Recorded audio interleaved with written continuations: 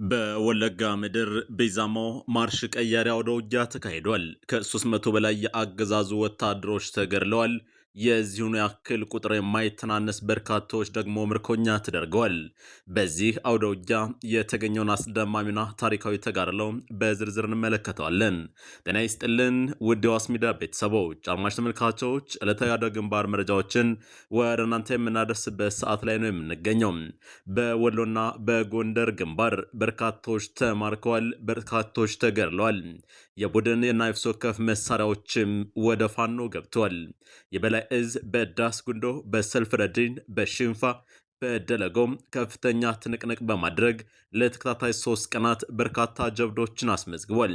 በተመሳሳይ በወሎ ግንባር በምዕራብ ወሎ ጓሜዳ፣ ተድባብ ማርያምና ዋሮ ግንባር በ3 አውደ ግንባሮች እጅን በአፍ የሚያስጭን አስደማሚ ጀብዶ ተመዝግቧል። 2 ጀነራሎች የተሰማሩበት ይህ አውደ ውጊያ አንገታቸውን ደፍተው የሀፍረት ካባን ተከናንበው ወደ የጉዳያቸው ተመልሰዋል ነው የተባለው። ወደ አድማጭ ተመልካቾች ከኛ ጋር አብራችሁን ስትቆዩ በርካታ መረጃዎችን እናደርሳችኋለን። ወደ አድማጭ ተመልካቾች የዩቲዩብ ቻናላችንን ላይክ፣ ሼር እና ሰብስክራይብ በማድረግ አብራችሁ እንድትቆዩ በአክብሮት እየጋበዝኩ በዝርዝር ወደምንመለከተው መረጃችን እሸጋግራለሁ። የቢዛሞ ቀጠናን ታሪካዊ ድል የምንቃኝበትን ዝርዝር መረጃ እናስቀድማለን። የአማራ ሕዝብን የህልውና ጽናትና የፍትህ የበላይነት ዳግም ያረጋገጠው በወታደራዊ ስትራቴጂ ረገድ የሚሊታሪ ሚዛኑን ሙሉ በሙሉ የቀየረ አንጸባራቂ ድል የአፋብን ወለጋ ቢዛሞ ቀጠና አንሻ ሰይድ እዝ ይበልጣል መኮንን አዲስ ዓለም ክፍለ ጦር ልዩ ቦታው ሾሮ መድኃኔዓለም ላይ በወሰደ የተቀናጀ መብረቃዊ ማጥቃት እርምጃ የገዥን ወራሪ ኃይል የቅጡ ቅጣት በመቅጣት ታሪካዊ ድል አስመዝግቧል። የፋኖን የውጊያ መቋቋም ያቃተውና የሞራል ስብራት የገጠመው የገዢው ስርዓት ኃይል በዓለም አቀፍ የሰብአዊ መብቶችና የጦርነት ህጎችን በደፈጠጠ መልኩ ሰሞኑን በሰላማዊ ማህበረሰብ ላይ ከባድ መሳሪያዎችን በመጠቀም ጭፍጨፋ መፈጸሙ አይዘነጋም። ሀብት ንብረትን አውድሟል። በርካታ ንጹሐንን ገድለዋል።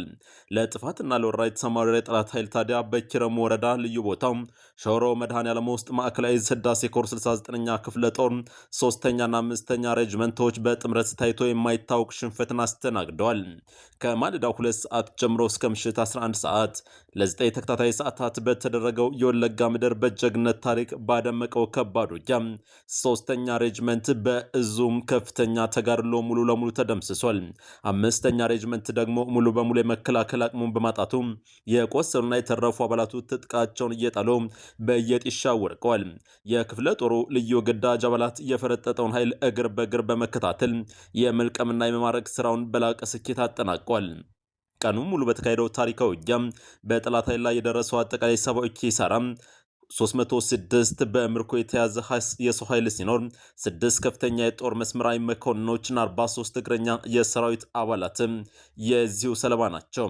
ሁሉም ምርኮኞች በጀኔቫ ኮንቬንሽንና በዓለም አቀፍ የጦር ምርኮኞች ሕግ መሰረት ሙሉ የሰብአዊ አያዝ እየተደረገላቸው ቢገኙም የአገዛዙ ኃይል በዛሬው ዕለት በፈጸመው የድሮን ጥቃት ስለመገደላቸው ለማወቅ ተችሏል።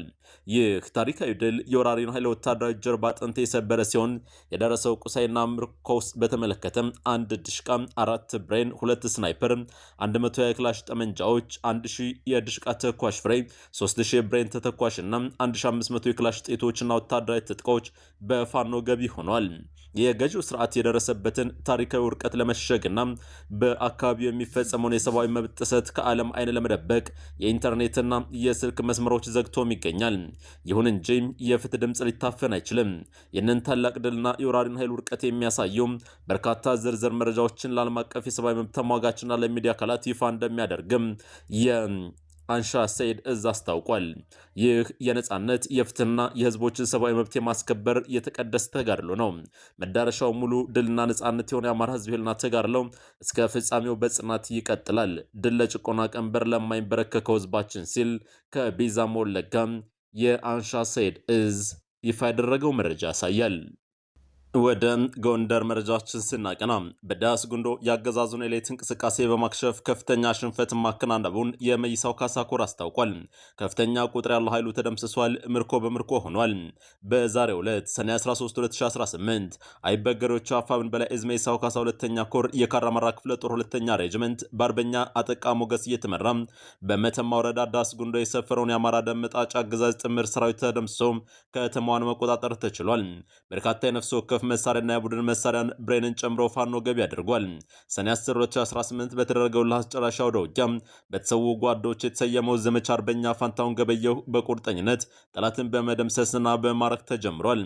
አሁን ለጊዜ የደረሰው መረጃ ከ45 በላይ የነፍስ ወከፍ መሳሪያና 5 ብሬኖች ተማርከዋል። አውደ ውጊያው እንደተቋጨ ሙሉ የድል ዜናውን እናቀርባለን ሲል የክፍለ ጦሩ ህዝብ ግንኙነት መረጃ አድርሷል። በኔትወርክ ችግር ምክንያት የዘገየ ዜና እንደሚያሳየው የአገዛዙ ሰራዊት እንደ አማራጭ ኔትወርክ በማጥፋት ጨለማን ተገን በማድረግ ፋኖ ወዳለበት ቀጠና እየተንቀሳቀሰ ባለበት ሰዓት የአፋብን በላይ እዝ መይሳው ካሳ ሁለተኛ ኮር ቋራው ሜድላ ክፍለ ጦር ነብሮ ብርጌድ ቀድሞ መረጃ በማፈንፈን ሰኔ 10 2018 ከደለጎና ከበሙር መነሻውን አድርጎ ወደ ማዲድ ቢያደርግም ነበልባሉ የነበረው ብርጌድ ፋኖ ገዥ ቦታዎችን በመቆጣጠር ከጧቱ 1 ሰዓት ጀምሮ እስከ 6 ሰዓት በቆየው ለአስጨራሽ ትንቅንቅ አውደ ውጊያ የጠላትን ኃይል ግራራ ክትባለ ተራራ በመስቀል እርምጃ ወስዷል። ይህ በእንዲህ እንዳለ የቋራው ሜድላ ክፍለ ጦር አመራሮች ከነብሮ ብርጌድ የሻለቃ አመራሮች ጋር ባደረጉት ልዩ ጥምረት ከፍተኛ ጀብዶ ከመፈጸም ባሻገር የጠላትን እቅድ ሙሉ በሙሉ ማክሸፍ ተችሏል ሲል የክፍለ ጦሩ የህዝብ ግንኙነት አርበኛ አስቻለው አለባቸው ገልጿል።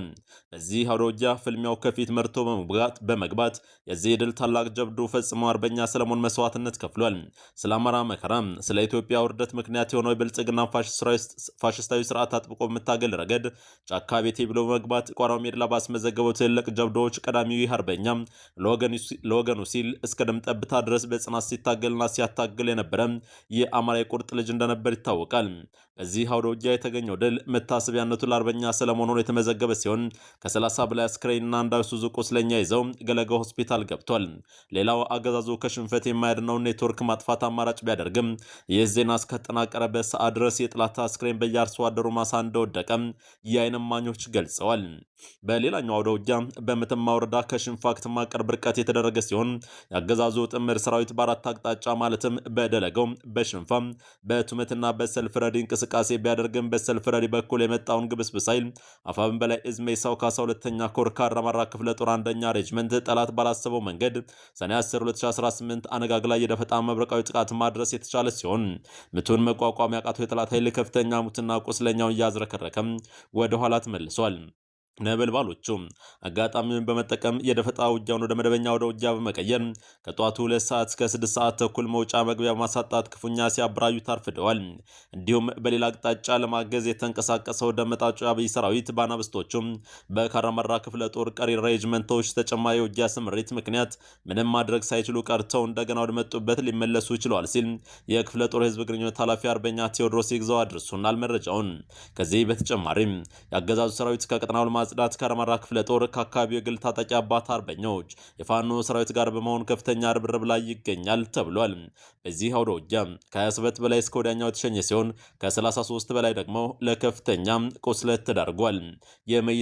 የመይሳው ካሳ ኮር የህዝብ ግንኙነት ክፍል ነው መረጃውን ያጠናቀረው።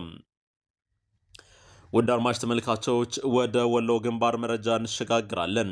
በምዕራብ ወሎ ቀጠና ከፍተኛ ጀብዶ የተመዘገበበት ሁለት ጀነራሎች ጦሩን መርተው አንገታቸውን ደፍተው በሽንፈት የተመለሱበትን ግንባር እናስቃኛችሁ።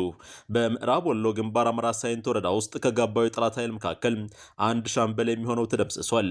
ባለፉት 24 ሰዓታት በአማራ ሳይንት ግንባር የ11ኛ ሰራዊት ተከቦ የተመታ ሲሆን በዙ ዋና አዛዥ ጀነራል አርማሶ አለሙና በምክትሉ ሜጀር ጀነራል ዘውዱ ሰጣርጌ በመሆን የሽንፈት ጽዋን ተጎንጭቷል። ውጊያ የተካሄደው በሶስት ግንባሮች ሲሆን የጠላት ኃይል በየአቅጣጫው ክፉኛ ተመቷል።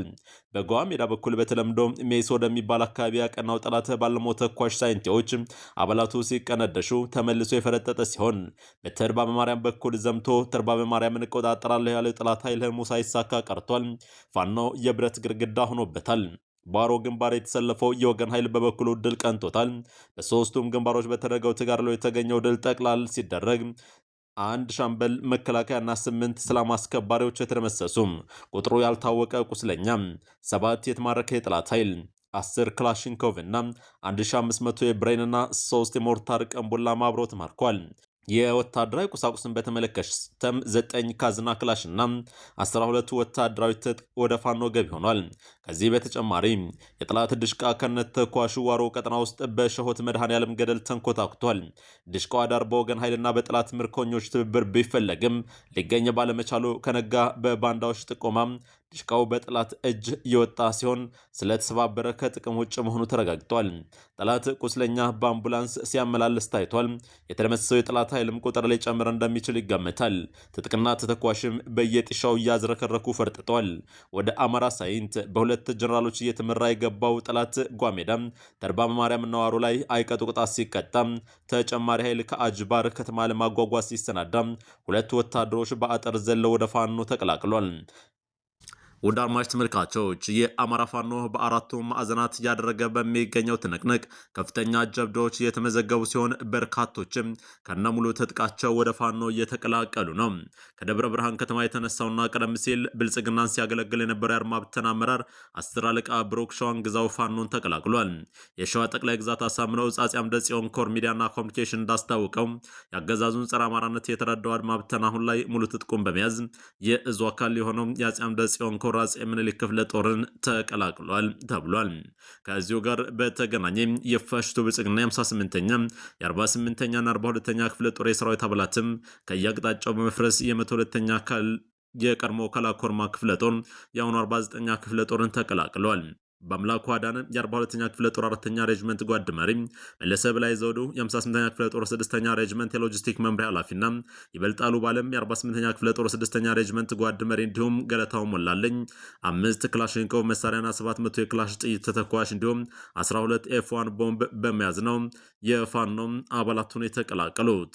የኢትዮጵያ የሀገር መከላከያ ሰራዊት መስሪያ ቤት በፊት ያልነበረና ከቅርብ ጊዜ ወደ እንደተለመደ የመጣው ሰዎች ብቃት ሳይኖራቸው በኮታ ምድብ የስርዓቱ ሰዎች በመሆናቸው ብቻ መመደባቸው ስርዓቱም ከፍተኛ ትችት እንዲያስተናግድ እያደረገው ነው ብለዋል።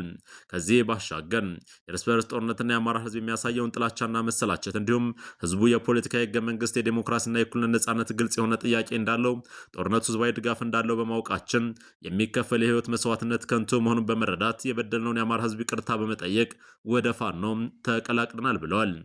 በተመሳሳይ ዜና በዛሬው ዕለት 6 የአብይ ዙፋን አስጠባቂ ሰራዊት ጎንደር ጠቅላይ ግዛት በላይ 206ኛ የሜጀር ጀነራል ከፍያለው ደሴን ኮር ተቀላቅለዋል።